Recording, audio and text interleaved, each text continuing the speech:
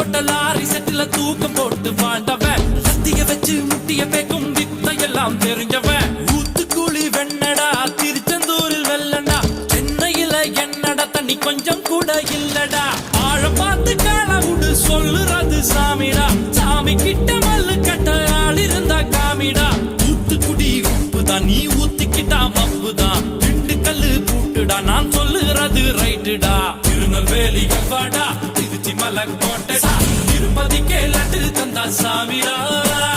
இருட்டு கட்ட அல்வாடா இட்லி கட்ட ஆயாடா உருட்டு கட்ட சத்தம் கேட்டா சாமிடா